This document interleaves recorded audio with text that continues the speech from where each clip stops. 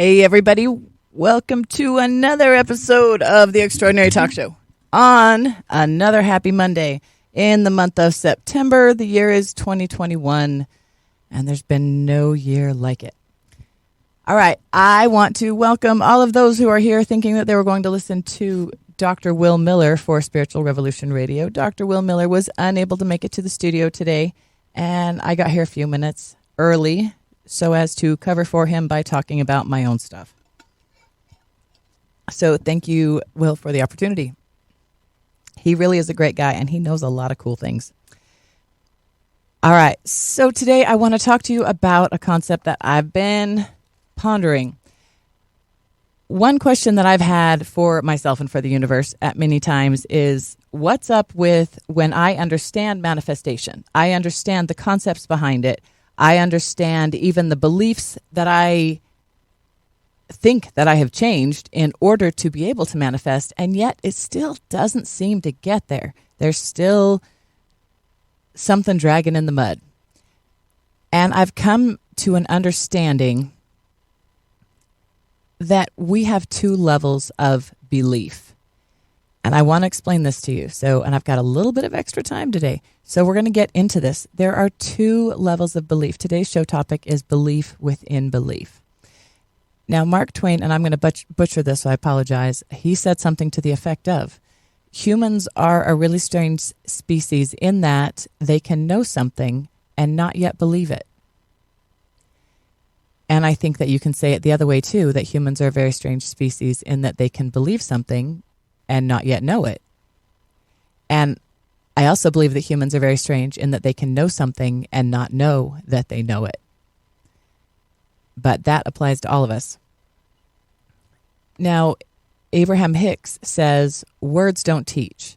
It's only personal experience that teaches. And these two things are related. So when I had foster kids, one thing that I learned, because I learned so many things, but one thing that I learned is the concept of an internal locus of control and an external locus of control. And a locus is essentially kind of a focus point.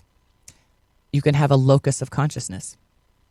Now, every person in our life, through our childhood development and into adulthood, as we interact with the world around us, we learn what we have effect on and what we don't have effect on. If you are a parent and have ever had a toddler, you've probably seen them pull a chair over to the light switch, climb up on the chair, and turn the light switch on and off. And it may have driven you crazy. But there's a very valuable thing happening when that child climbs on that chair and flips that light switch up and down. Because they know, in theory, because they've seen you do it. They've watched mom and dad and everybody else flip that light switch and make the light change. So when that they understand the concept of it, but it's not until they push the chair over and climb up on that chair and flip that light switch themselves that they gain the inner understanding that they also have that power and that ability to turn the lights on and off in the room. And it might be extra empowering. And this is super empowering for a child. Please let your children play and figure out what things they can do, because it's incredibly empowering for a child to see that they can accomplish something. Even something like making the light bright. Do you know what a big deal that is for a kid? To go from being in a dark room that might be kind of scary to being able themselves to turn the light on and take their own fear away. That's incredibly empowering. And then if they turn the light on and off and on and off and mom and dad get upset, that's even more empowering because they caused the effect of not only brightening the room, but they caused an emotional reaction in mom and dad. And isn't that fun? And if the funny thing about that is if you reward it by playing into it, then they're going to think it's great and they're going to look for other ways to get a rise out of mom and dad. So it's a good idea as a parent to encourage the learning and be patient with it and not give an emotional reaction, an obvious, visible emotional reaction to something that you don't want to continue. Because even a negative emotional reaction is still a reaction to that child. And that child is going, look what I accomplished. And then they're likely to do it again, looking for the same response again. Side note to parenting. the point is, when that child sees you do it, sees you turn the light on, that teaches his external locus of control. I'm going to change that word because I don't love the word control. I want to call it an external locus of power. And what this means is this is where you hold the locus of power in your life, and essentially who has that locus of power in your life. So up until a child can flip that light switch for themselves, they see that that power is available. They see that somebody else can do it, and they think that maybe they can. But it's not until, and so that at that point it's in their external locus of power. But when they climb up on the chair and they flip the light switch and they see what they are capable of, then that belief that they can turn the light on and off transitions into their internal locus of power. And they now have the knowledge and the belief that they can go into another room and flip that light switch. And if they do that and the light switch doesn't come on, they will be more surprised than if it had come on. And that's how manifesting works. That is the simple truth of it, is you have two levels of belief, your external locus of power and your internal locus of power. And very often, these two areas disagree because you have essentially two main voices in your head. You have your mind, which is your personality and your ego, and it's who you are. It's what you defend. It's who you're here fighting for. It's who you're trying to figure out answers for. And then you also have the voice of your soul that speaks inside your head. And it can be very difficult to tell the difference sometimes between these. But as you spend time learning to listen to your higher self, it begins easier to recognize. And then it begins easier to recognize when it's your ego and your fear talking, and you can begin to separate them. But here's the thing. You can have a thought that is not necessarily in either of your locus of power. But if you have any belief system, because these locuses of power are your two belief systems, and the internal one is the core of it. The external one is the beliefs that sit around that. And your internal beliefs, the beliefs that sit inside that internal locus of power, those are the beliefs that you function on. Those are the beliefs under which you manifest the life that you're living. If you want to manifest something different, you must change the beliefs in your inner locus of belief, in your inner locus of power. So, for example, if you grew up being taught that money is the root of all evil, or even the love of money is the root of all evil, or that good things can't come from good things, that like if you do a job that you love, then it would be sinful to actually get rewarded and paid for that. And those are things that seem so silly and to some of us at some times, and yet those are beliefs that many of us and all of us on some level or in some way or some different belief took on early on as a child when our minds were still jelly before the jello hardened, and we created these belief systems, these literal pathways in our brain related to these belief systems. For example, that money is the root of all evil, and thus if you have some, you must be doing something bad. And by having that belief, you will prevent yourself from ever having the amount of money that you're truly wanting to have that will truly bring you the support and comfort and safety in your life that you're looking for. Because anytime you get money, you will feel guilty, you'll feel evil, and so you'll immediately get rid of it so that you don't feel that way. And that's how deep those beliefs are. I don't care how old you are. If that belief got written into your system, into your internal locus of power when you were a child, you need to unbreak that belief. You need to relearn that belief in order to turn that around and in order to feel good about having money in your pocket. So here's where those two differing beliefs come in. Because here's a pro tip. Your soul knows better. Your soul knows that you are an infinitely abundant being and you absolutely deserve and have a right to all of the abundance that this world has to offer, whether that's financial, loving, or otherwise. You, by the nature of your existence, lay a claim to this abundance. Your higher self, your soul knows this. And as we've talked about before, you've got your body, or you, who you are, is essentially three parts. Your soul, spirit, higher self, your body, mind, ego, not body, mind, ego, but personality, mind, ego. And then third is your body. And one thing that you will often find in your life is that those two voices that you hear in your head, your higher self and your mind, are going to argue. Because your soul knows that you deserve to have money in your pocket. And if you are holding a belief within your internal locus of control that you don't, you're going to have a really hard time manifesting money. And not only that, but now you find yourself in conflict, in contrast, and what you might even call cognitive dissonance, which is when there's two voices in your head that disagree. And we've all been there, and it can be torturous. In fact, depending on how your body manifests things, when you are going through cognitive dissonance, that may manifest in your body in a headache. Because if you've got two lines of thought arguing in your head, your soul, which knows the truth. And again, I'm not asking you to believe me. Anything I tell you is just a voice you're hearing on the radio or a podcast. Don't believe a word I say until you get confirmation from your own heart that these things are true, and then believe that. Don't believe it because I said it. So you have these beliefs.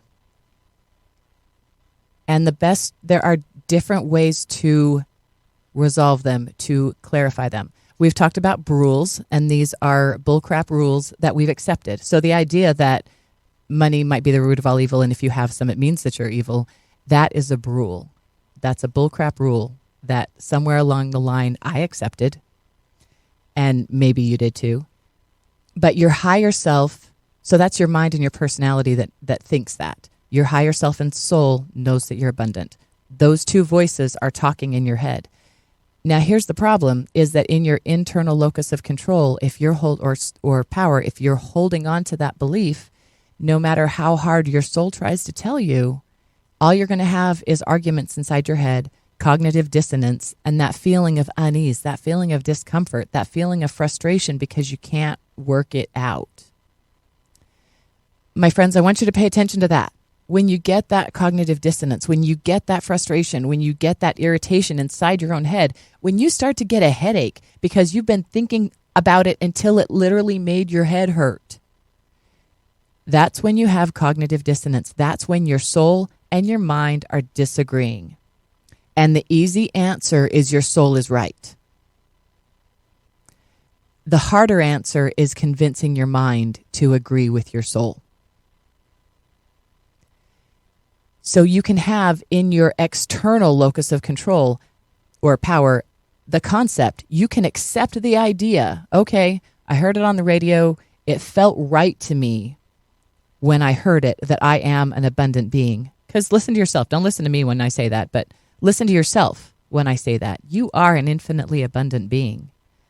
By nature of who you are and your existence in this universe, you have a right and a claim to infinite abundance. Now, you're probably feeling two things inside yourself when I say that, because your soul hears it and goes, yes! But there's probably a part of your mind that's like, no, I don't, no, I don't, no, I don't. I'm not that good. I'm not that cool. I don't deserve good things like that. That's the one that's lying to you. And if you say each of those statements to yourself, you will feel which one of those feels true. Believe that. But here's the thing. It's not just that easy, because you can accept that. You can accept, okay, I accept that I am an infinite being and I deserve the best of all things.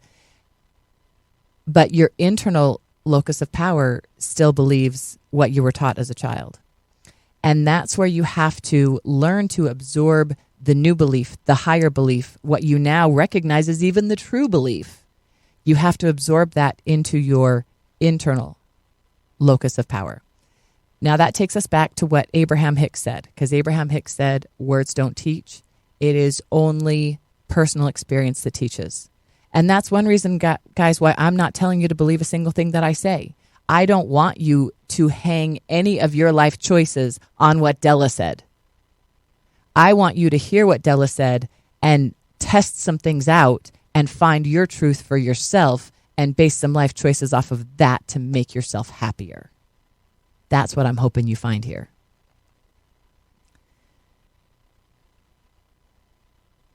So how do you make that change? How do you make that adaptation from the external locus of consciousness and power and belief, where you understand an idea on a concept level, on a theoretical level, you even believe it on that level, but yet it has not been absorbed into your internal locus of power? How do you get it there? And that is the real question. Here's the progress of things. An idea turns into a thought. A thought turns into words. Words turn into actions. Actions turn into habits. Habits change your life. Here's the fun thing. You can start at the beginning of that ladder, or you can start at any step on that ladder. If you want to change your life, you can start at the beginning with an idea that you just want a better life. Oh man, and that's a good place to start. And then figure out what kind of better life you want. Figure out what things you are not happy with, and using that reference, figure out what things you would like to have. Start small and work up. So start with your idea that then goes to a thought. Formulate that idea into thoughts. Thoughts that you could repeat to someone else or explain. These are the things I want to change. These are the things I would like to have better. And I believe that I deserve these things. I believe that I have a right to these things. There's a part of my mind, maybe not all of it, but there's a part of my mind that knows that I have a right to these things. And acknowledge the part of you that does know. It's okay if you can't claim, I know without a doubt that I have a right to these things, because there's not very many things that we know without a doubt. But give yourself credit for the knowledge you have. You can say, when I said that to myself, I felt the truth of the statement that I am infinitely abundant. And there's part of my brain that isn't buying it yet, but I'm going to give credit to the part of my brain that does buy it. And turn that into a thought that you can articulate. And then you can turn that thought into an action. And what does that action look like? That action might be buying yourself that pair of shoes, because you say to yourself, you know what? If I'm as infinitely abundant as I believe that I am, I'm going to show the universe that I believe that I am by buying myself this pair of shoes. Because if I wasn't abundant, I might not be able to, or I might not have the courage to. But because I know I'm abundant, I know it's going to be okay. I know that there will be room in my checking account for this pair of shoes because I am abundant. And that might seem really silly. And if you're new to all these ideas, you might toss that idea out the window and think it's crazy. But my friends, there's value to that. That is a real thing.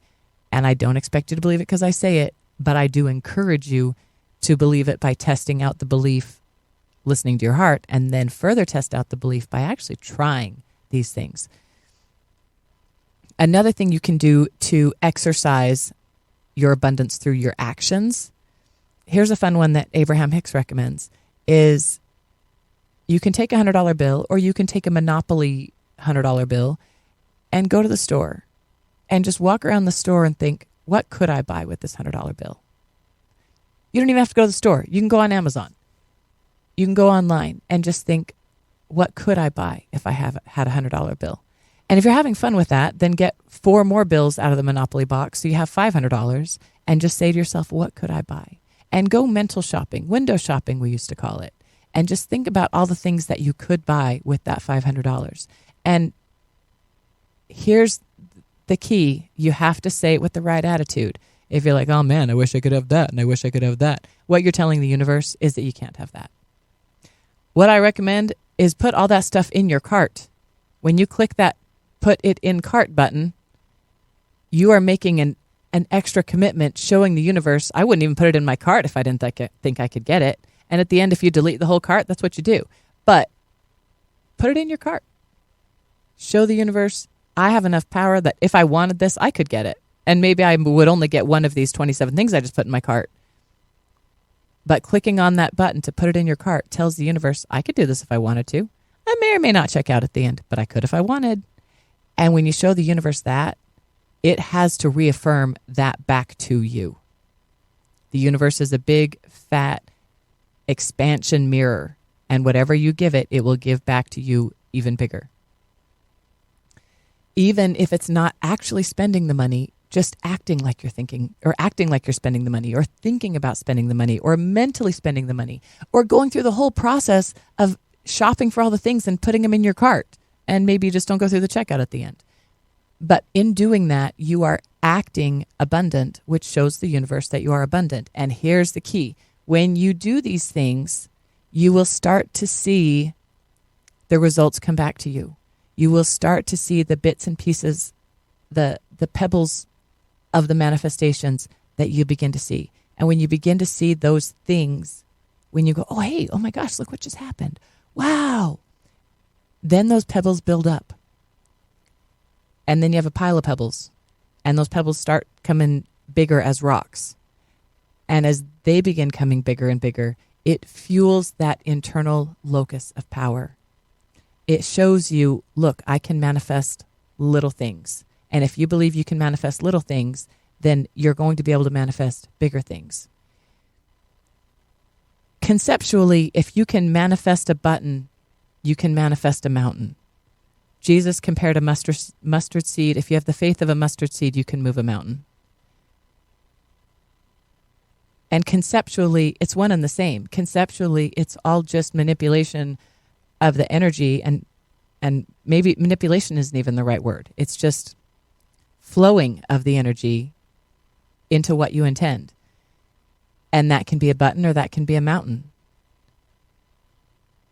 But it's easy for us to believe in the button than to believe in the mountain. So start believing in the button. And once you start manifesting some buttons, you gain a little bit of faith. Don't stop there. The hang-up that many of us have is we stop our forward progress out of fear of failure. Not out of actual failure, but out of fear of failure. Fear kills more dreams. No, fear kills more dreams than failure ever would, because, and every single one of us is guilty of it, we would rather not try something than try it and then fail. As humans, we are terrified of our own potential. If we weren't, we would reach out and grab it. Humans are, in fact, terrified of our own potential. And one step I believe that many, if not most of us, take in learning to manifest is we start to manifest some cool things, just little things. What seems like little things, the baby steps, the beginnings, and we get really excited about it. And we go, oh my gosh, look, oh wow, it works. But what if I try something bigger and it doesn't work? Because maybe you're manifesting buttons and sandwiches and running into friends, and what you really want to manifest is millions of dollars and a plane and trips around the world, which according to the universe are the same thing. One is just as easy as the other. The problem is you don't believe in the other. It's easier to believe in the button. Start with the button, start with the pebble. But then when you do that, don't back off. Don't get scared. When you begin to see your power, when you begin to see how awesome you are, when you begin to see the glitter that is shining through your shell, don't cover it up with mud again. But I understand when you begin to see the inklings of how powerful and amazing you actually are, it's really, really easy to be afraid that if you take one more step forward, you might fall flat on your face. And we're afraid of that. so we don't take that next step forward. We're going to have a short break here in a minute where we get the intro for my show. And here we go with that. Remember, this is Della Hill. I'm covering for Dr. Will Miller for Spiritual Revolution Radio. And here we come with the Extraordinary Talk Show. Hi, everybody, and welcome back to the Extraordinary Talk Show. For those of you just joining us, we just came back after a quick break. I started a little bit earlier speaking for Dr. Will Miller for Spiritual Revolution Radio because he wasn't able to be here today. But welcome back, and we're going to jump right back in. We're talking about the belief within belief and how you can know an idea, understand the concept of it, but until that idea gets written into your deeper internal beliefs, what I call your internal locus of power, you can't actually live and function and manifest in your life according to those new ideas. So you must learn to bring them in and create the belief within you. Now, there are multiple ways to do that. So, as I said, if you have the idea of what you want to change, you make it into a thought that you could articulate. You turn it into an action, which becomes a habit, which then becomes a change in your life. That's one way to manifest. But you don't have to do all those steps. You can start with the idea of what it is that you want to change, and you can jump right to the action.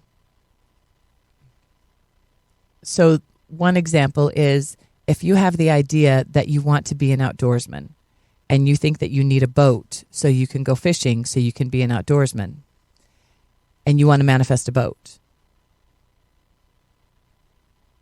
How I would recommend you do that is instead of manifesting a boat so you can go fishing so you can be an outdoorsman, just start being an outdoorsman. Maybe find a friend who has a boat, because one thing I believe is you don't need a boat, you just need a friend who has a boat. Or you can just go right down to the lake and sit on the edge of the lake to fish. You don't need that boat in order to be an outdoorsman. But by acting like an outdoorsman, by showing the universe, hey, look, I'm an outdoorsman, I'm out here fishing, the universe will reinforce that. And if you have the right thought processes and the right actions towards it, you will very quickly, likely, also manifest a boat. But the trick is, you can do it backwards. You don't have to manifest a boat so you can go fishing so you can be an outdoorsman. You start being an outdoorsman and you go fishing. And that's when the boat comes. So how does that make a difference in our internal locus of power versus our external locus of power? By personal experience. Like Abraham Hicks said, words don't teach, it's only personal experience that teaches. When you go start acting like the outdoorsman, that gives you that personal experience. Then you are acting with a vibration that tells the universe, I am acting as an outdoorsman, treat me as an outdoorsman. Haven't you ever noticed that people treat you how you teach them to treat you? If you act a certain way, people will treat you that way. If you act like a jerk, people will treat you like a jerk. If you act like you're nice, people will usually treat you like you're nice. And that means, again, like I said, if you act like a jerk, people will treat you like a jerk. If you wonder, how come everyone in my life is mean to me? I hate to say this, but honey, you might be being more mean to the people in your life than you realize you're being, because they're going to treat you the way that you treat them.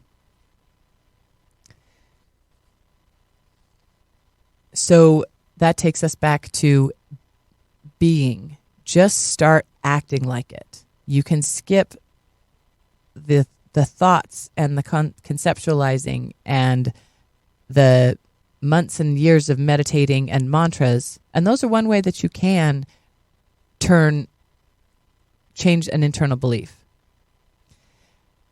Now, here's the funny thing about your internal beliefs is the beliefs that you hold in your internal locus of power can either be personality ego beliefs that are incorrect, like rules that you have to change, or they can be higher soul beliefs And the more higher soul beliefs you have in your internal locus of control, the better and the easier you'll be able to manifest. But it can also, your external locus of belief and power can also be a confusing belief. So, for example, you can hold with you internally the belief that you are lovable because your soul knows that. And that can even be in your internal locus of belief. But you can let your external ideas bounce around that. So if you know you're lovable, when people tell you that you're not, you won't believe them. And my gosh, there's a lot of power to that. Here's my example, is when I was a small child, I began speaking at the age of 18 months, and my mother taught me to read, so I was reading before I went to kindergarten and first grade. And my mother always told me I was smart. My mother raised me from a very small child, telling me all the time that I was smart. And as a parent, if you want to put an idea and a belief into your children's heads, you've got your first 6-7 years to do it. And I hope you do it just like my mom did and tell them how smart and awesome and amazing and godlike and wonderful they are and how they deserve so many good things. Because then when they get older and they're trying to manifest, they'll already have all that stuff in their internal locus of control and belief. So when you I held that belief that I was smart in my internal locus of belief. And when I was in middle school, I had, as we often do, bullies and mean kids who would say mean things to me. And they could say a lot of things that I wasn't sure about. Was I tall and gangly and awkward? Yeah, I was. Was I stupid? Nope. When those kids tried to tell me that I was dumb, that just bounced right off because I knew within my internal locus of control and belief and power that I was very smart. And so even though they tried to throw some darts into my external locus, they tried to cause me some doubt. And guys, the external locus is where the doubt lives. They tried to throw doubt in there, and it had no shot because my mother taught me better. My mother taught me that I am smart. And because I know I'm smart, meaning the Della personality, ego, and mind knows I'm smart, and my higher self knows I'm smart, I'm in alignment with that. I have no cognitive dissonance when it comes to knowing that I'm smart. Here's my challenge, is to figure out what things you're having cognitive dissonance on. We can go years and years and our entire lives ignoring these things. But if you have a feeling of unease over an idea or a topic or a belief, even if it's something you've believed your whole life, if you have a feeling of unease about that, there might be something deeper you need to evaluate there. And if you want to eliminate that unease, and if you want to bring alignment to your soul and your mind, figure out what it is that you're disagreeing on. Figure out where are you holding that belief. What do you got to do to let go of it? And what is the true belief that you should adopt? What does your soul know? What is your soul trying to tell you? Where do you have doubt? Where do you have cognitive dissonance? Doubt only lives in the external locus. And doubt serves one positive purpose and one perhaps unhelpful purpose. One of the positive purposes is if you have a belief that your higher soul knows isn't necessarily true, but it's in your internal locus of power, your higher self will drop doubt into your external locus of power. Will drop doubt into your cognitive mind, will make you question, will give you the cognitive dissonance. When you think about that thing, you'll feel uneasy. And that's when you need to realize, what do I believe about this? What should I believe about this? And how do I take that higher belief and bring it to the center, bring it inside, bring it internally so I can use that to manifest? Another way to manifest, the simplest and easiest way that there is to forget all of it. Take all of those ideas and beliefs that you're personality and mind has been chewing on for days and months and years, and put it to the side and realize that we're going to figure it all out, but right this minute, none of it matters. And right this minute, allow your mind and your soul to connect in your heart space through your body.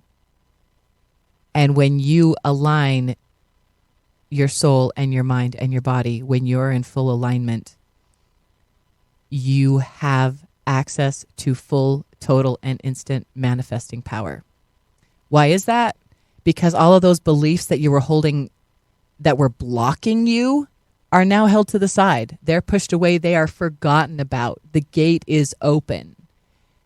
It's our own resistance. It's our own beliefs to the opposite that prevent us from manifesting every day, all the time, powerfully and instantly. When you can reach alignment, you put all of your resistance to the side. And it might come back in 2 minutes, but maybe it's because you're meditating, and maybe it's because you're lost in your lover's eyes, and maybe it's because you're eating the most delicious strawberry you've ever had in your life, and there's nothing else you can possibly think of but the beautiful taste of that strawberry. Whatever it is that is bringing you into alignment, what Abraham and Esther Hicks would call the vortex, and away from your resistance, that's when manifestation opens up. And that's the simplest, easiest way to do it. But again, easier said than done. How do you align those?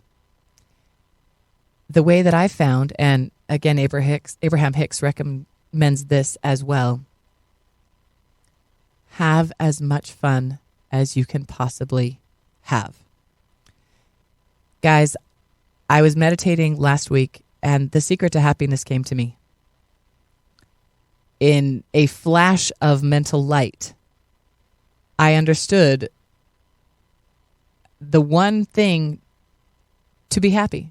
The one thing you got to do to be happy, or actually not do, is don't do things you don't want to do.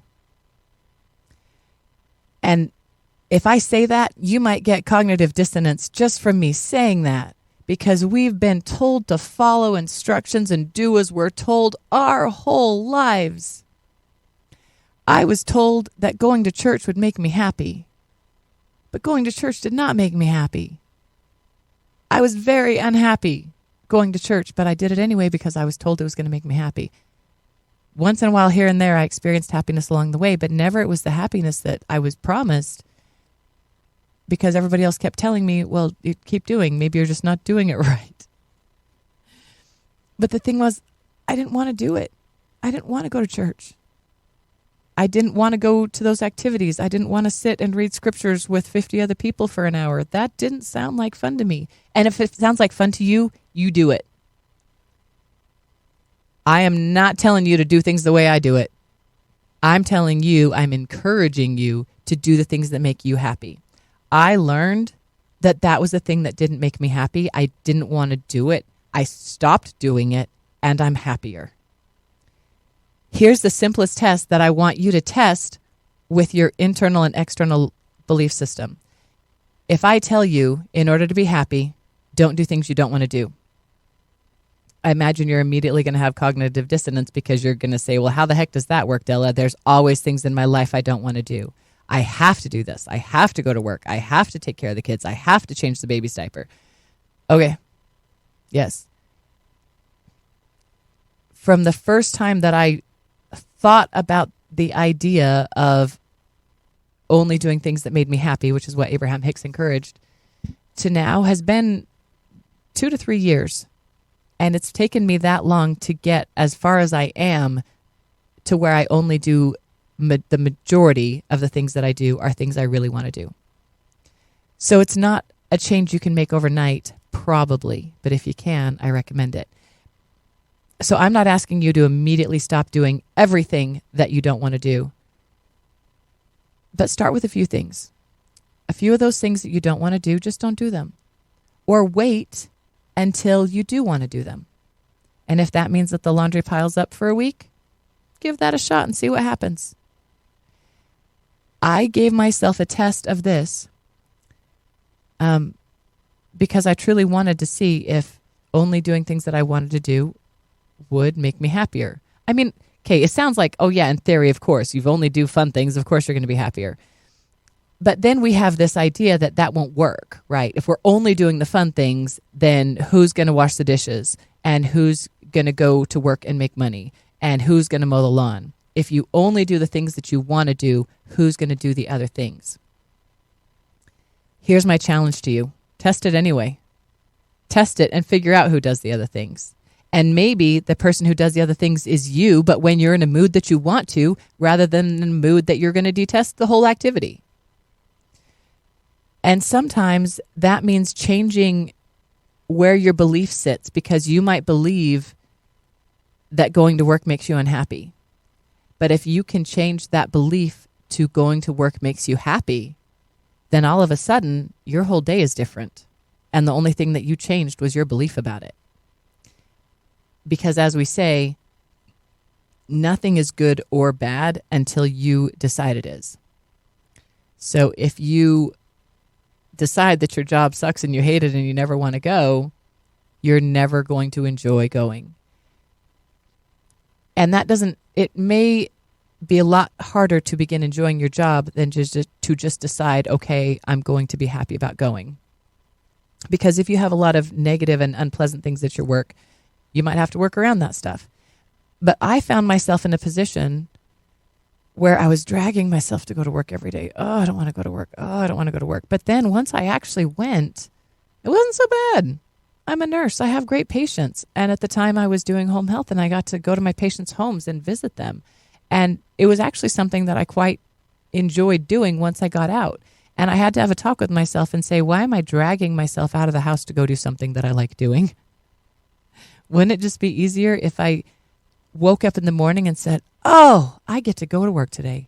I get to go to my patients' homes and visit them and love them and care about them and tend to their wounds, and I get paid for it.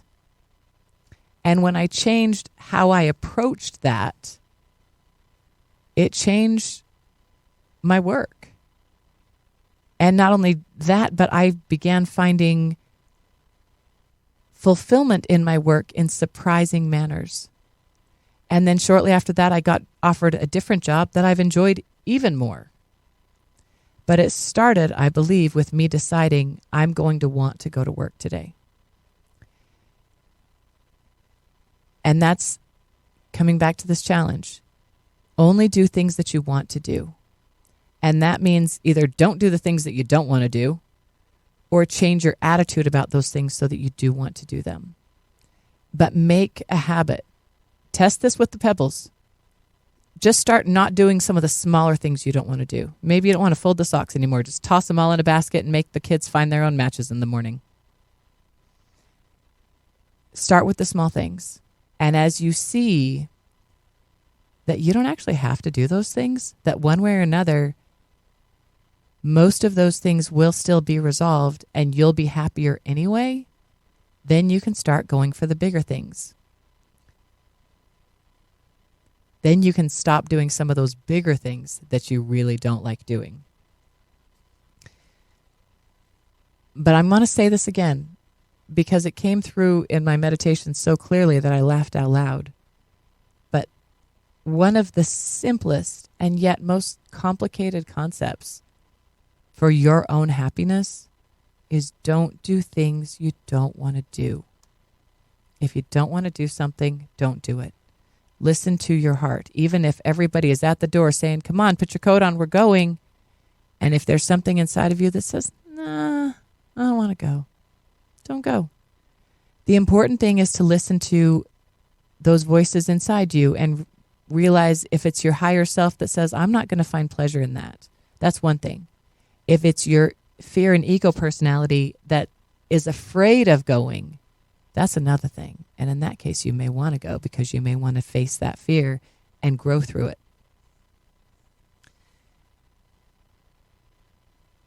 But I'm telling you, one really clear and easy secret to happiness is if you don't want to do something, you don't do it.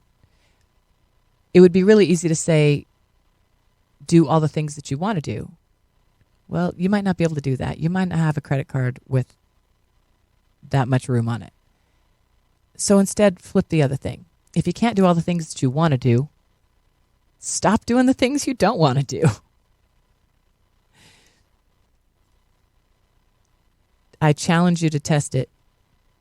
Even saying that, you know that there's cognitive dissonance. There's a part of you that believes that there's something to that. And there's a part of you that questions it because it goes against everything that you've ever known or believed or been taught. This is how you challenge it, because everything that you've been taught didn't come from you. You are your highest and greatest source of revelation. You have access to that higher voice that speaks to your mind and to your heart. Other people can give you advice, but you are the only person who can hear that advice for yourself. I, at many times in my life, have accepted advice that came through what I believed then and still believe now was revelation. When I talk about that higher self voice talking to us, what I'm talking about is personal revelation. That's another word for it.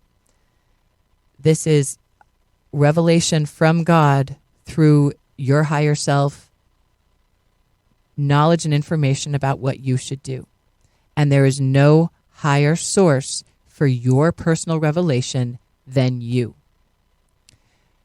Now, you also have ability to receive revelation for those around you, especially people that you might consider in your stewardship. So revelation for your children, animals, etc., employees, clients, and so on. But it can reach higher than that. But here's the other thing too. If you receive some type of inspiration, some guidance for a client, and they're your client, you do have access to receive information and inspiration that might help them and support them. You can call them up and tell them that. However, you are not the highest source of revelation for your client. And if your client receives personal revelation that says something different, you need to respect they're making their own decision. They have the right to make their own decision based on their own personal revelation. Because I don't care if you talked to God yesterday and he told you one thing. I talked to God today and I'm going to go with what he told me.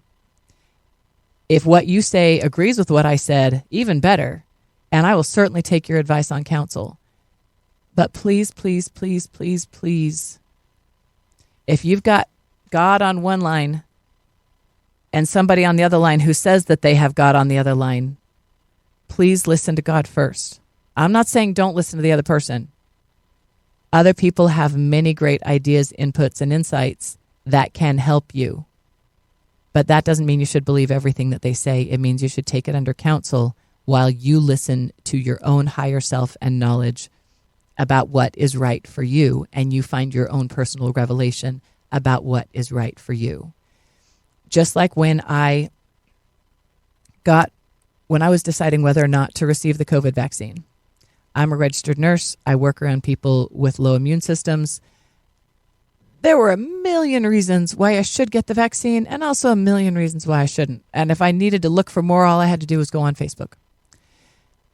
I was very much on the fence. And I had people talking in all ears from all different directions trying to tell me what was right.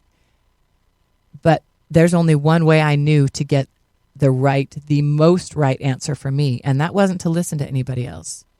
It was to go to my source. So I went and prayed about it. And I went to God. And I spoke through my higher self to the source of all that is. And I said, this is what's up. Should I get this vaccine? And I received an answer immediately and irrefutably that I should get the vaccine. And I did. And so far, it's gone very well for me. Does that mean you should get the vaccine? No, it does not. Just because I got it doesn't mean you should or shouldn't do anything. What you should do is the other thing I did and ask your higher power. because I don't care who it is that's talking in your ear, what voice is on Facebook, what video your friend can show you, what your mom says, what your leaders, directors, guidance say. Take all of that on advice and you listen to your own personal revelation, because when God is speaking to you, he's speaking to you, or she, or it, or the, or all that is. But listen, because you have just like you have a right to financial and energetic abundance, you absolutely have a right to every single piece of information and knowledge that the God and the universe and your higher self has to share with you.